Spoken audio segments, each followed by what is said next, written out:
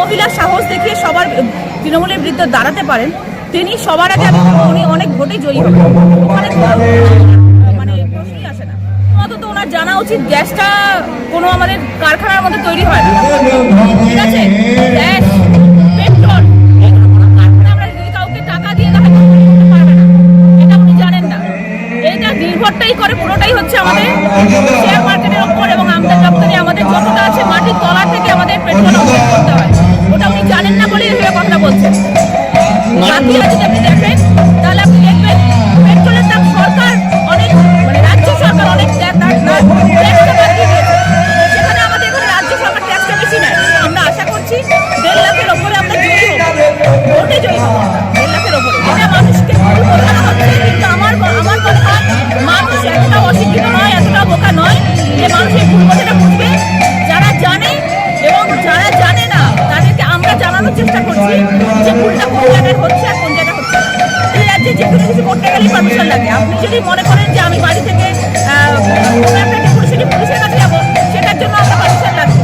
কারণ কি, পুলিশ হচ্ছে ওদের সাথে যোগাযোগ করে চলে, পুলিশ হচ্ছে ওদের চাটা দালাল, সেই জন্যই এখনো পর্যন্ত আপনি কোনো বা আমাদের কোনো ডেপুটেশন করুন, যে কোনো কিছু করতে গেলে আমাদের সবার আগে যেতে হয় পারমিশন নিতে।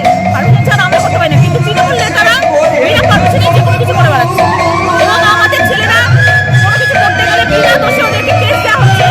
107 কেসটা এতটাই জলভাত হয়ে গেছে যে রেগুলার আমি একজন অ্যাডভোকেট, আমি নিজে সারাদিনে 8টা থেকে 10টা 107 জামিন করাচ্ছি।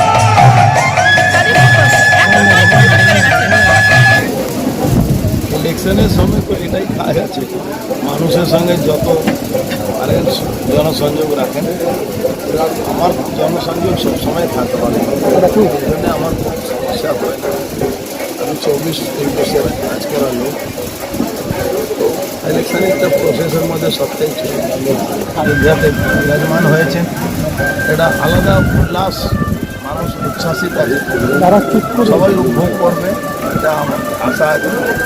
সুষ্ঠু শান্তিপূর্ণ রামনবমী মিছিল বের করা দায়িত্ব ইলেকশন কমিশনার পুলিশ প্রশাসনে আছে। পুলিশ প্রশাসনের উপরে আমার কোনো ভরসা কোনোদিন আমরা করি না, এই জন্য আমরা ইলেকশন কমিশনকে বলেছি দিয়ে এই মিছিলগুলো সুষ্ঠু শান্তিপূর্ণ। আমাদের টার্গেট বেঁধে দেওয়া হয়েছে 35টা সিট। আমি আশা করি 28 থেকে 35টা সিটের মধ্যে এখন এই মুহূর্তে আমরা জিতছি। নিশ্চিতভাবে পশ্চিমবাংলা ভারতীয় জনতা পার্টি একটা মেজর সবথেকে বড় স্টেট নিয়ে মানুষের আশীর্বাদ নিয়ে আসবে। ভুল বোঝাবার চেষ্টা করছে, কিন্তু আপনি দেখেছেন এবার মাইনরিটি ভাইরা মমতা ব্যানার্জির কথা শুনে এই বিলটা পাস হয়েছিল, ওদেরকে এইভাবে উস্কিয়ে দেওয়া হয়েছিল। সব দিকে প্রায় 1,000 কোটি টাকা সম্পত্তি লস হয়েছে সরকারের।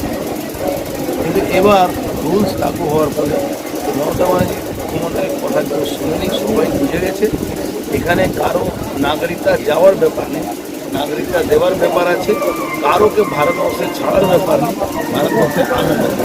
আমার মনে হয় যে লড়াই ওখানে নেই, মানে লড়াই নেই।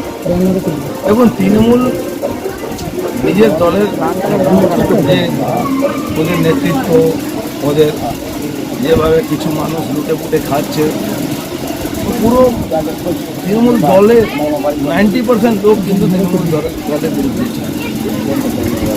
এই জন্য আমাদের সজলের কোনো খুব বেশি সমস্যা হবে আমার মনে হচ্ছে না। আর 20 তারিখে এখানে ভোট করে তো আছি, আমরা যাবো ওখানে। দেশ এক আইন, এক দেশ এক ভোট, সবটাই হবে। অনেক ভালো ভালো ডিসিশন প্রধানমন্ত্রী মোদী নেবে, সবাই অপেক্ষা করুন 2024-এর পরে।